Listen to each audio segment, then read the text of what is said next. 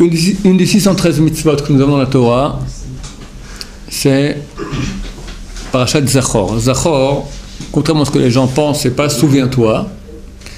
Zachor, c'est souvenir en parlant, en disant, rappel en français, rappel le souvenir de Amalek. D'où on voit que Zachor, c'est avec la bouche et pas avec la pensée. On dit dans le Télim 137, si je t'oublie Jérusalem, que s'oublie ma droite, que se colle ma langue à mon palais, si je ne te rappelle pas, je ne me rappelle pas de toi, d'accord? C'est pas un rappel dans la tête, sinon on aurait dit que mon cerveau devienne une éponge, d'accord? Que ma langue se colle à mon palais si je ne me rappelle pas de toi. Si je ne te rappelle pas, je rappelle, c'est-à-dire parler de Jérusalem, rappeler Jérusalem. Donc quand la Torah nous dit maintenant Zachor, Amalek, souviens-toi rappelle ce que tu as fait à Amalek, il faut le rappeler avec la bouche. Comment? Ce Shabbat-là, après Kriyat Torah, le maftir n'est pas, on ne va pas relire 3 ou 4 derniers versets de la paracha, on va aller dans Sefer Dvarim, Parashat Kitetse, la fin de Parashat Kitetse. D'abord, on lit 3 versets. On va les lire maintenant, parce que d'après beaucoup de poskim, il faut comprendre ce qu'on dit. Si on ne comprend pas ce qu'on lit, d'accord, on n'est pas Yotze et Dechova. Pas tout le monde est d'accord là-dessus, mais en tout cas, c'est certain que pour être, vu que c'est d'Oraita, mieux vaut aller le Khumra et comprendre ce qu'on dit. C'est une Mitzvah d'Oraita, donc il faut penser qu'on fait une Mitzvah d'Oraita. Quand on ne pense pas, on n'est pas rendu quitte.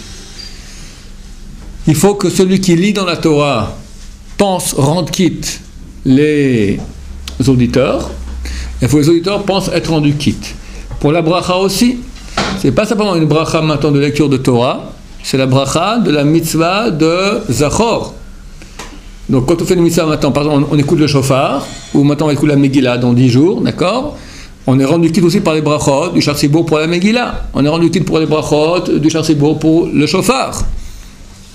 Pas seulement ils nous rendent quitte dans la lecture de la Megillah et dans le fait de sonner le shofar, aussi dans les brachot qu'il y a avant et après. Donc là aussi il faudra être rendu quitte par les brachot qu'il y a avant et après la lecture de la Torah et de penser qu'il me rend quitte pour la lecture. Oui. On devrait dire au Shavuot ? Non. D'accord. Certainement pas.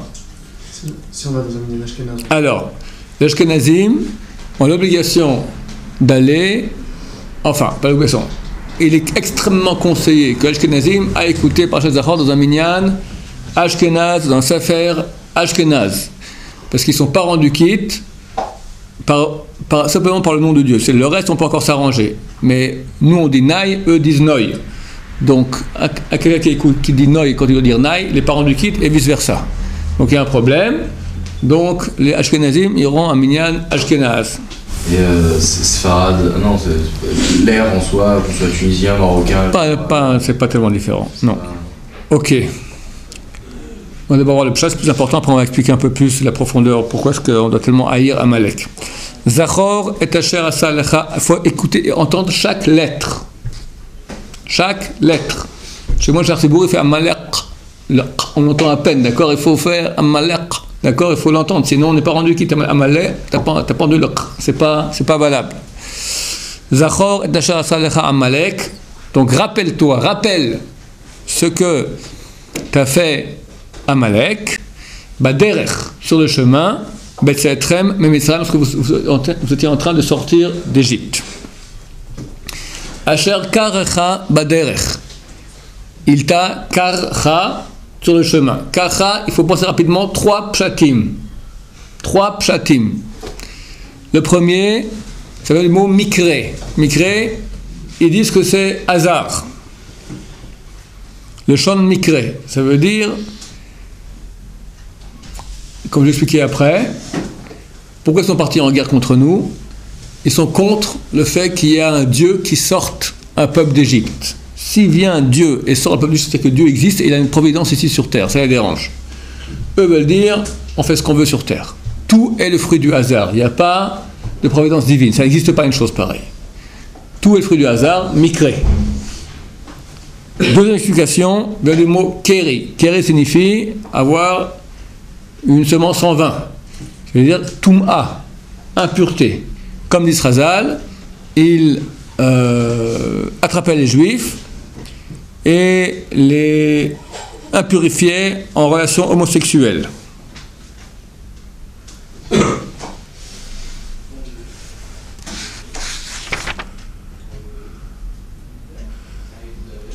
Bon, on verra ce dossier après. Ok, relation violée homosexuellement par Amalek, donc Shon Tum'a, Keri Tum'a. Troisième explication, Karacha vient du mot kar qui signifie froid. Ils ont refroidi le bain chaud. Quand il y a un bain qui est très chaud, personne n'ose mettre le pied dedans. C'est bouillant, il va se faire bouillanter. Un fou, suicidaire, saute dans la baignoire, il est bouillanté, mais au moins il est refroidi. Et comme ça, les autres peuvent rentrer dans la baignoire. De même, Am Israël sort d'Égypte. Tous les peuples sont ébouillantés, ont une peur bleue. Qu'est-ce que c'est cette histoire-là? Hachem sort un peuple d'Égypte. C'est des miracles pareils. Tout se met à trembler. Namogu Koloshwe, Knan, ils ont fondu. Hiz, Ahaz, Yofé, Plachette, Hil, des tremblements ont été pris par les flachettes, les Philistins, les Palestiniens. Le monde entier se met à trembler. Le Hamas, tout le monde, qu'on verra bien trouver dans Hachem cette année. Amen. Vient Amalek, il dit c'est quoi cette histoire-là? Tout le monde dit moi j'ai pas peur, je pars en guerre contre eux. Tu pars en guerre contre Hachem. Ils sont ratatinés. Halosh, Yoshua, il les a affaiblis, comme il a coupé de la tête de tous les grands chefs. Il a laissé juste les minus, les caporals, les caporaux, les soldats simples. Un soldat simple, c'est Hitler, d'accord, un Haman, c'est eux les grosses têtes ont déjà été, on leur coupé la tête déjà à l'époque. Imaginez ce que c'était comme mal. Eux se disent, on va aller se battre. Ils sont ratatinés, mais au moins ils ont cassé le mythe. Au moins ils ont cassé le mythe de Israël invincible, guidé par Dieu. Tu vois, Amalek a été, ils sont battus. Donc nous aussi on a une chance, on peut se battre. Ça c'est Karcha refroidi. Donc je répète rapidement parce qu'il faut faire vite. Quand on pense Karcha, Mikre, Touma, Mikre, Keri, Kor. Quand on entend une façon de penser à cette chose. Voilà, penser le pshat. Quoi, ça veut rien dire. Karcha Bader, ça veut rien dire. Karcha Mikre, donc hasard, Keri, Touma, impureté, homosexuelle, et Karcha, Kar, froid. On peut les concentrer par penser à hasard, impureté et... Très bien. Froid. Hasard, impureté, froid. Très bien. Froid, c'est quoi? Ah oui, le froid. Froid du bain. Hasard, il n'y a pas de Dieu, tout hasard. Impureté, viol homosexuel. Et froid, refroidir la baignoire. Tant qu'Amalek existe, le siège, le trône de Dieu n'est pas complet. Donc, comme on dit, le trône de Dieu n'est pas complet, le nom de Dieu n'est pas complet. Comme il est marqué, quand Yoshua est parti faire la guerre contre Amalek, alors Hachem a dit Ki yad al-kesya milchama l'Adonai ba'amalek midor dor. Ki yad, que la main al-kes sur le trône Ka de Hachem.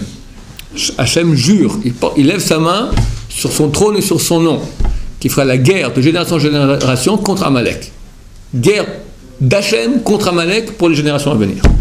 Maintenant, le mot kes, c'est le mot qui c'est, il manque le Aleph.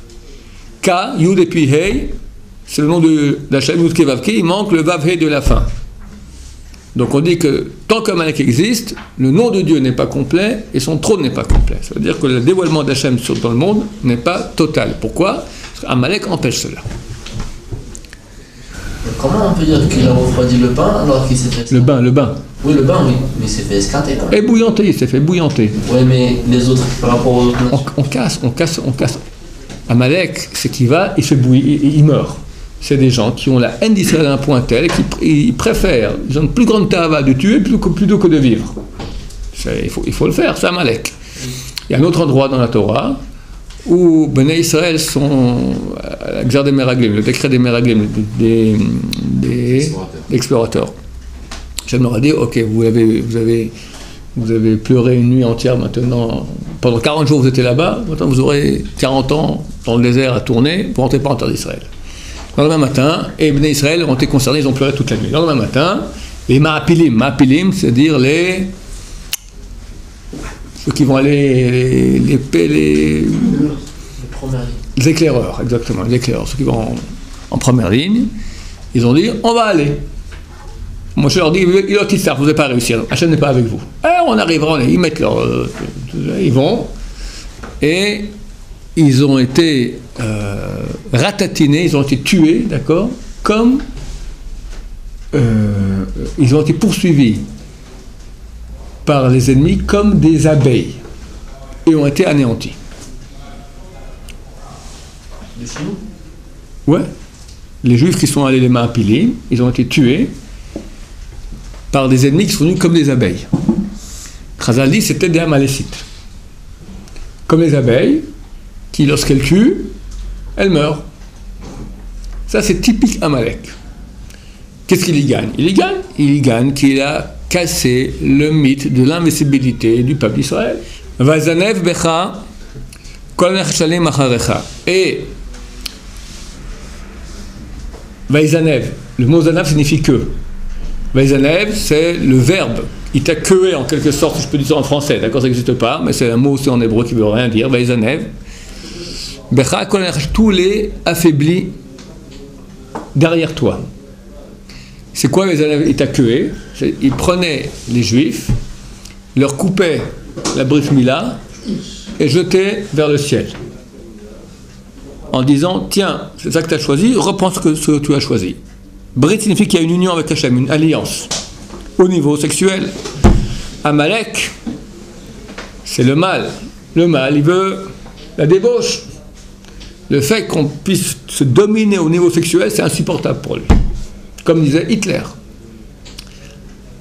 Souvent, je vous l'ai cité, il n'y a que Das Gewissen ist eine jüdische Erfindung. La conscience morale est une invention juive. La conscience morale, c'est pas moral d'aller avec une femme mariée, c'est pas moral de se débaucher. Éclate-toi. C'est Hitler, c'est Amalek. D'accord? Contre. Et il dit, les Juifs ont imposé aux hommes deux mutilations. Celle de l'esprit par la conscience morale et celle du corps par la circoncision. Faut le faire, hein. C'est Amalek, ils supportent pas, ça va ensemble. Donc le Midrash nous dit qu'il prenait les circoncisions et les jetait par le ciel en disant, tiens, reprends quelque chose, on ne veut pas de toi ici sur terre, on fait ce qu'on veut. Dieu il reste là-haut, ici c'est nous les maîtres. Vaïzanev, donc comprendre, il vous a queué, d'accord? Zanav signifie que. Makat Zanav nous dit Rashi. Becha kol nechashalim acharecha. Nechashalim, c'est comme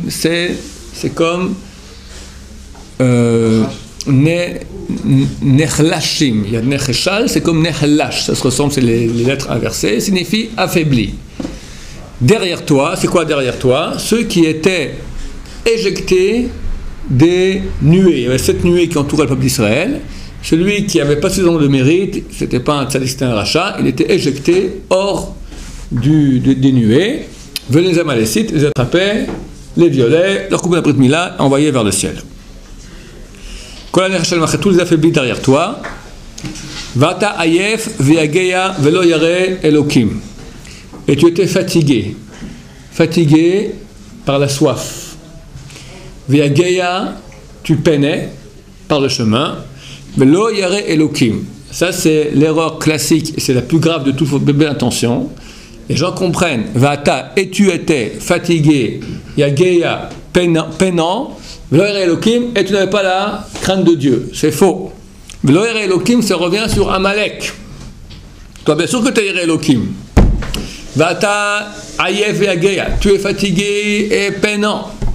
Et lui, Amalek, Veloyer Elohim. Sauf que le lui, Amalek n'est pas marqué. Donc il faut le comprendre. Il ne faut pas dire, et toi, tu étais fatigué et peinant et sans crainte de Dieu.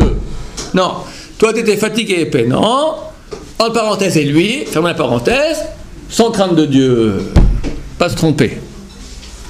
Troisième dernier verset, le tout est facile, le plus dur on l'a fait.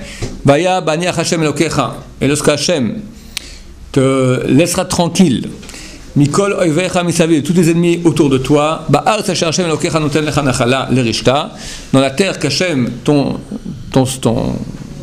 Seigneur, te donne en héritage pour que tu l'hérites, timche ezer Amalek mitachat hashamayim, tu effaceras le souvenir de Amalek dessous le ciel, lo tishkach, tu n'oublieras pas. Ok? Ça c'est pour le pshat. Maintenant, qui est Amalek? C'est qui le premier des peuples? Bereshit bara Elokim. Nous dit la Torah, Bereshit, on traduit au commencement, bara Elokim, Hachem a créé. Mais c'est faux au niveau grammatical, parce qu'on aurait dû dire, si on dit au commencement, Barishona. Bereshit, le taf, c'est en bon français un génitif. Je ne sais pas si vous comprenez ce que ça veut dire un génitif. Ça veut dire que c'est, il doit y avoir un substantif après. C'est au début de. Au début de. Briat, Arolam, création du monde. Au début de la promenade, on a mangé un sandwich. Au début de la chanson, on entend une belle voix. D'accord? Au début de, faut un nom. Alors, la Torah dit au début de bara Elokim. Hachem a créé. A créé Hachem. On ne peut pas dire un verbe. Au début de, on s'est promené. Au début de, on a mangé. Au début de, il a chanté. C'est pas du français, c'est pas de l'hébreu. La Torah commence avec une erreur de grammaire. C'est pour ça que Chazal disent qu'il faut faire une dracha. Une dracha, c'est-à-dire un sens allégorique. Et disent Bereshit, c'est pour Réchit. Pour Réchit, Bara Elokim de Shomaetz, pour un peuple qui s'appelle Réchit, c'est Am Israël. C'est marqué dans Isaïe. Réchit, à propos du peuple d'Israël, Réchit Tvuato, le début de sa récolte. Nous sommes appelés le début de sa récolte, on est au début. Am Israël est appelé Réchit. Il y a un autre peuple messieurs qui s'appelle aussi Réchit, c'est Amalek. Il y a un verset, c'est dans la bénédiction de Bilham. Bilham qui par 3 fois tente de maudire Am Israël, bénédiction qui sort. Il dit à un moment, Réchit Goïm Amalek. Le début des peuples, Amalek. Ils sont le mal. Le mal sans plus aucune étincelle de bien, le substrat du mal. Mais Hachem a voulu que dans ce monde, il y ait le bien et le mal. Pour qu'on ait le libre arbitre. Avant la faute d'Adam. Hein? Aussi, bien sûr, le serpent existait. Qui est venu tenter Adam et Ève, si pas le mal? Adam, celui qui... Il ne devait pas en avoir connaissance. Hein? L'homme ne devait pas en avoir connaissance. Le mal est extérieur à l'homme. Mais l'homme a voulu l'ingurgiter à l'intérieur de lui pour qu'il soit plus dur qu'il soit plus dur pour nous de le maîtriser, pour avoir plus de mérite. Donc au tout début c'était un Amalek avec le mal à l'extérieur. C'était le mal. Le mal c'est le serpent. Un serpent il s'habille dans Amalek. C'est pas en Gilgoul, mais il s'incarne dans Amalek. Il prend de la chair, d'accord. Il s'habille par Amalek. Amalek c'est vraiment le véhicule du Nachash, du serpent. Il existait. Maintenant, Bilam, qu'est-ce qu'il dit dans ce verset? Il dit Réchit de Goïm Amalek, Vacharito Adeoved. À la fin, il disparaît. Contrairement à nous qui restons éternels. C'est marqué dans Jérémie 31. Tant qu'il y aura soleil, lune, étoiles, etc., il y aura le peuple d'Israël. Nous, on est éternels. À la base, les deux existent. Lui disparaît, nous, on continue.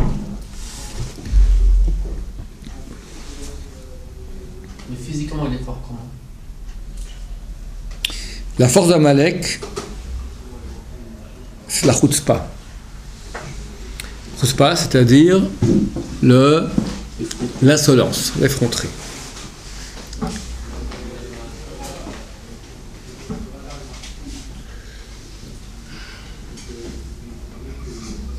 La moquerie, la raillerie. C'est quoi le fondement de la moquerie et de la raillerie? Tu vas à un chiour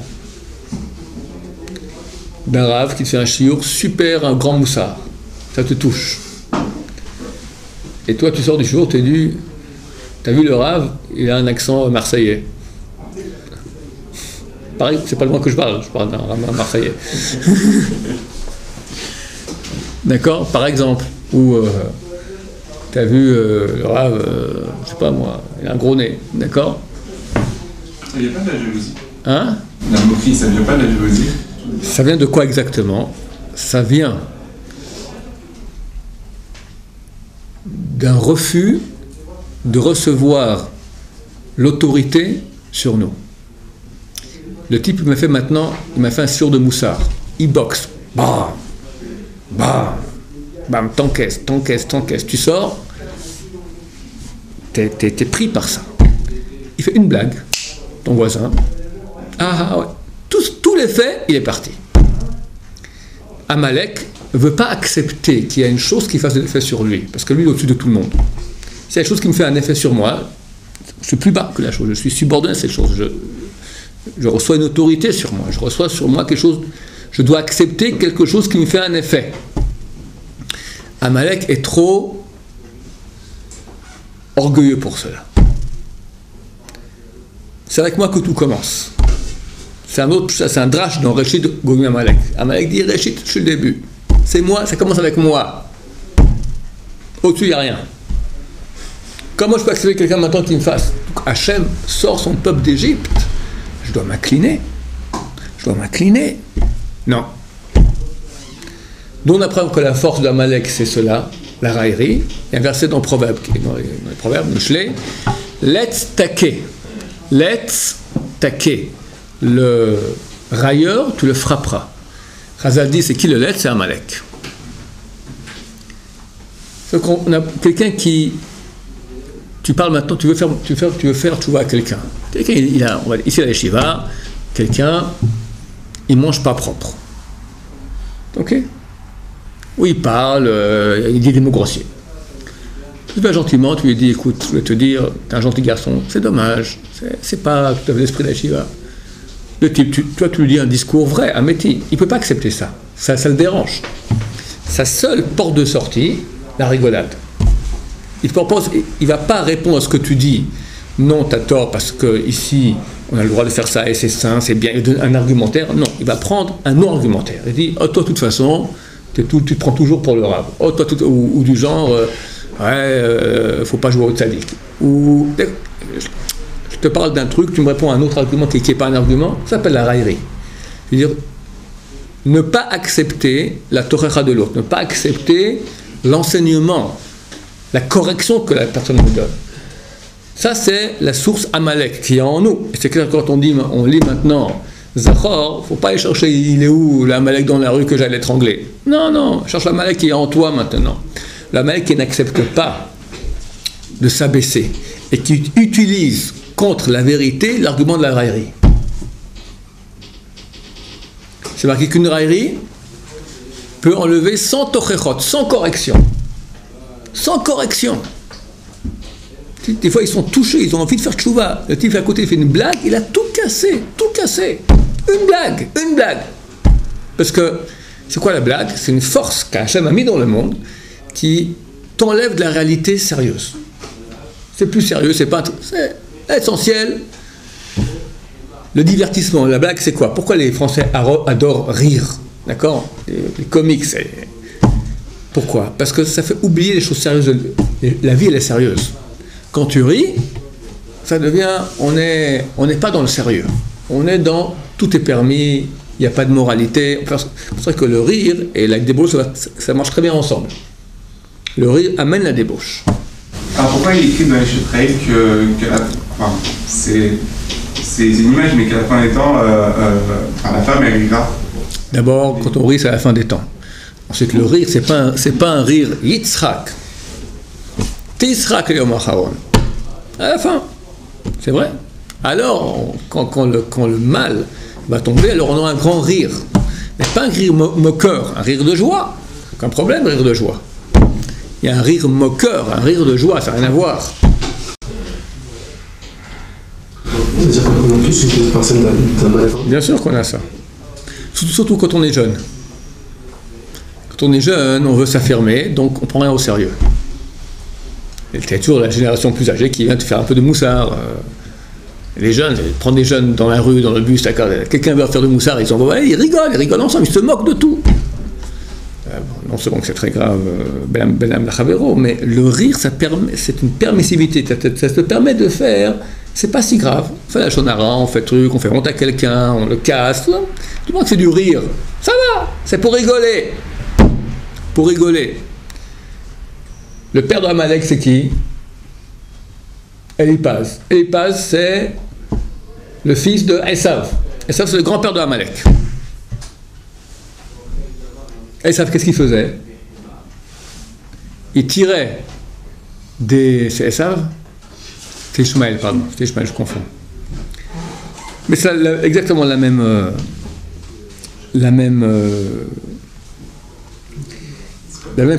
façon d'agir.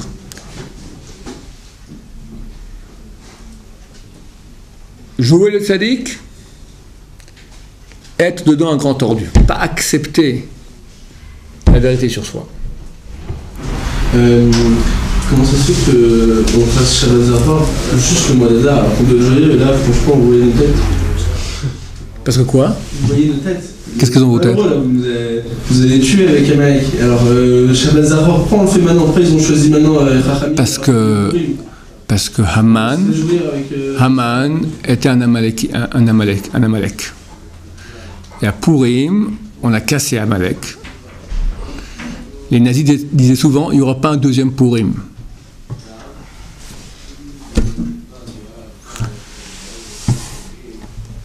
Et donc, juste avant la fête de Purim, à Shabbat, on les a pour se souvenir maintenant de cette bataille.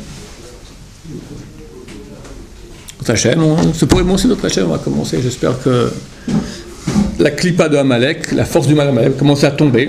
Et lentement, on va commencer à rentrer dans la Géoula. Baruch Adonai, Amen, Amen.